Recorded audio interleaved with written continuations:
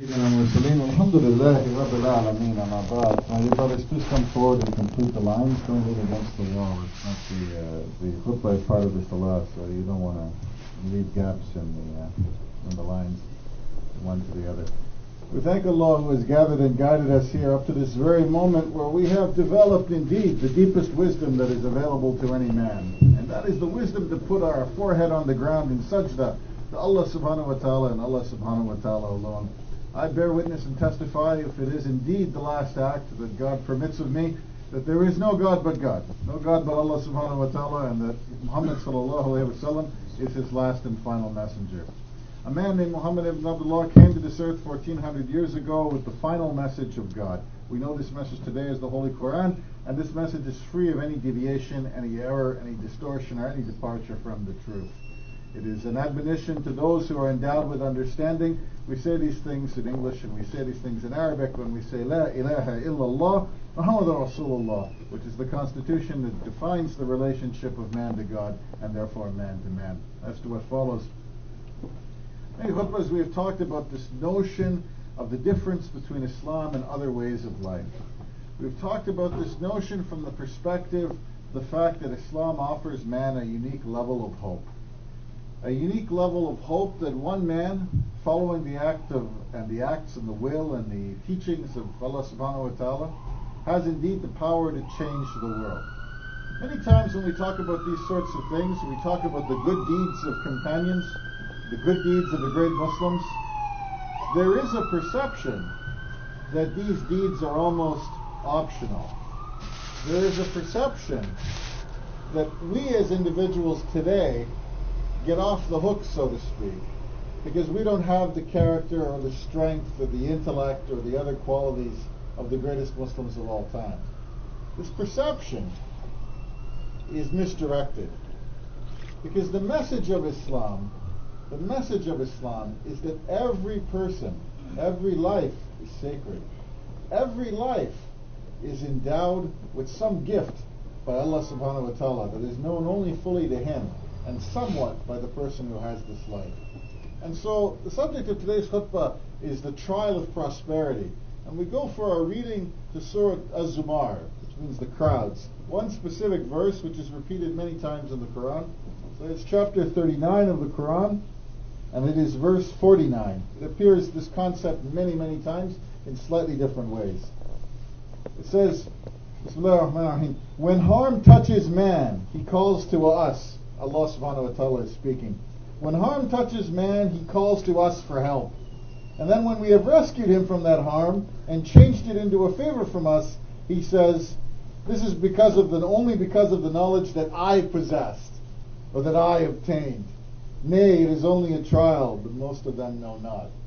In many translations of this, we repeat it again. When harm touches man, he calls to us for help. And then when we have rescued him from that harm and changed it into a favor from us, he says, it is only because of knowledge that I possess that I obtained this.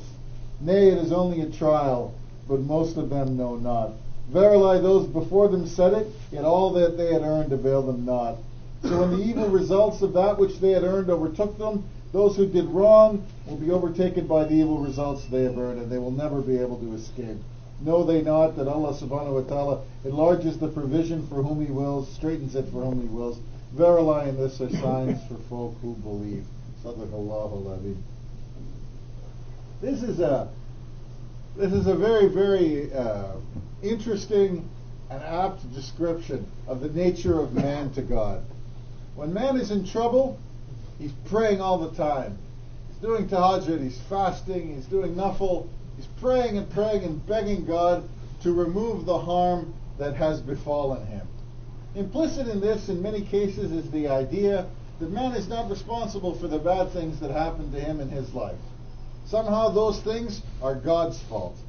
In previous khutbahs, I have talked about the notion of a man standing on the roof and saying, I believe in gravity, I understand gravity, and then he walks off the roof and he's surprised when gravity begins to act on him. Most of the time, the problems that we face as men in society are caused by our own actions, by our own lack of understanding, by our own lack of cooperation, by our own lack of planning. Many of these things are our fault. And yet, when trouble comes to us, as the Quran points out, immediately we are on our knees begging God for mercy, which is good. But almost implicit in this is this hidden idea that, oh, God brought this trouble to me.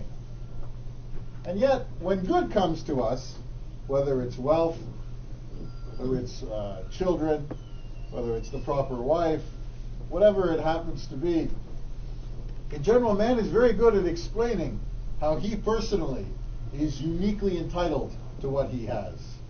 But I'm a doctor. I was the top of my class. I, come from this particular tribe. I'm from a good family. There are many possible explanations that a man might provide to himself for why he has what he has. And God is, in effect, showing us the foolishness of this and saying that the things that we have are, in fact, also, just as the things that we don't have, a trial for us. The trial of prosperity.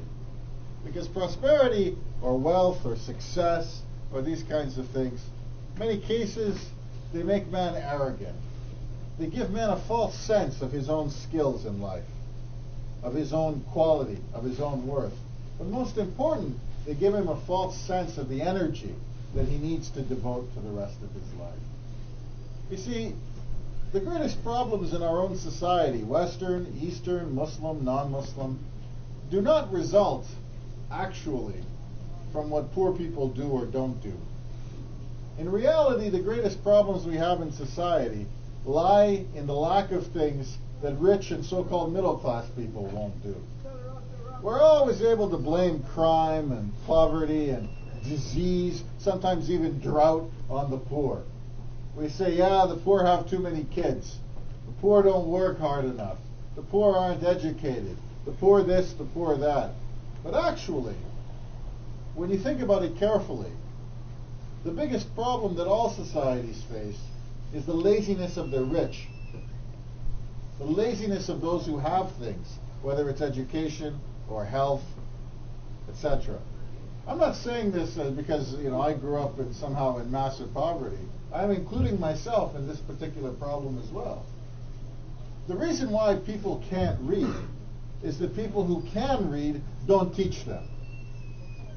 Don't kid yourself. If you know how to read, it's because somebody taught you how to read. If you have money, generally it's because somebody invested it in you, whether it's your parents, an employer, the government, you name it. Everything that you have came to you because somebody gave it to you. Of course, in the end, all things come from God. But even directly in your own life, even if you're blind to the reality of God, you cannot be blind to the fact that somebody paid for the school that you sat in.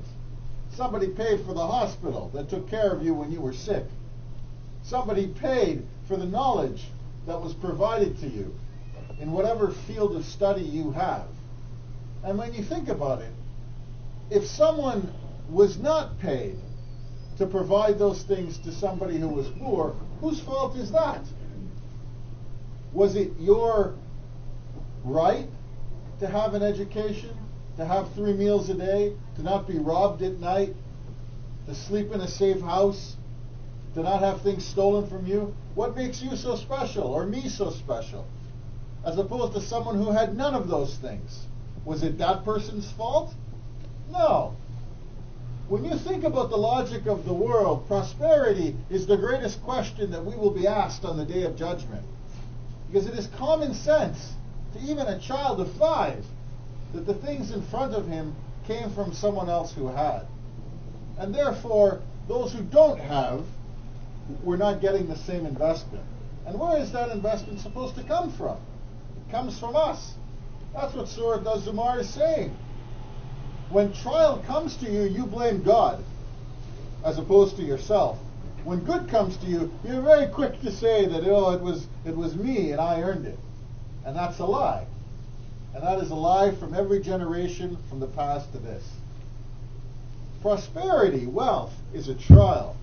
What will we say to God if God asks us on the day of judgment, you are part of a society that can invest hundreds of billions of dollars to take oil from a rock deep within the earth, You're part of a society that can build pipelines that are thousands of kilometers long to take mud and oil from a rock and take it from one part of the world all the way to the opposite side of the world, from Canada to China. But you cannot build a pipe to bring water from people who have it to people who are thirsty. You can spend billions of dollars to separate oil from a rock, but you can't spend hundreds of millions of dollars to separate salt from water and take the water of the ocean, pull the salt from it, and give it to people in the middle of the desert. You could spend hundreds of millions of dollars or billions of dollars to show stories called movies made in one part of the world like Hollywood or Bollywood to billions of people outside the world. But you can't spend that money to teach millions of people the alphabet, which would be far more useful to them. You can spend over $1 billion on security in an Olympics that will last for 2 weeks, or $300 or $400 billion in one country to fight wars, when 1% of that would feed everybody in the world who has no food. And everybody knows it. You know it, and I know it. And so when we say that we have prosperity, be very careful what this prosperity actually means. I mean, what have you done with it? Are you telling me that we can't build nuclear reactors to desalinate the water of the ocean and provide fresh water to people all around the world and the food that comes from that? When we can go 3 miles beneath the ocean, 3 miles beneath the ocean to dig a few squirts of oil from the bottom of Louisiana, the ocean outside it, or we can go to the North Sea, the most miserable ocean on earth, and have people live there for 5 consecutive years to pull this miserable oil from the ground that we burn in 2 seconds in a car. But we can't figure out, for example, how to grow food in a city or how to bring water to the desert. We could consume oil from Central Asia in the mountains, in the most miserable mountainous environment where even a donkey has difficulty going. We could build a railway and blow up the rock in the Rocky Mountains to get money from one side to the other. But you can't run water from the Mediterranean 10 miles south in the middle of Libya. But you can't divert water from the Nile in the many parts of Sudan. This is the folly of man. God will point out these things to us and say, did you lack the wealth? Did you lack the knowledge? Did you lack the resources? And you can only answer no. Then what did you lack?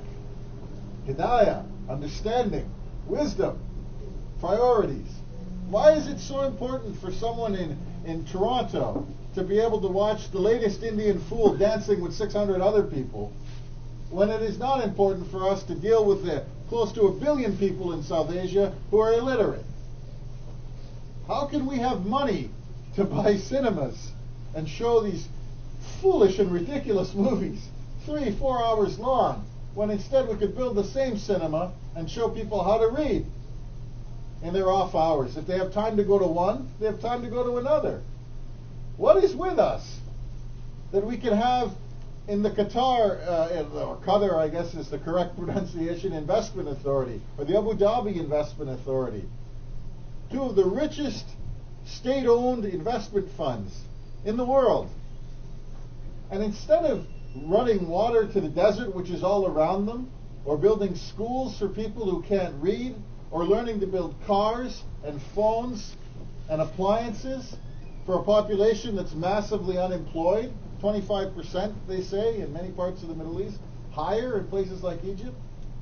Instead of investing in those things, we have the money to buy the World Cup of soccer, the headquarters, and move it, a Formula One racetrack, a tennis or golf championship, the Four Seasons Hotel,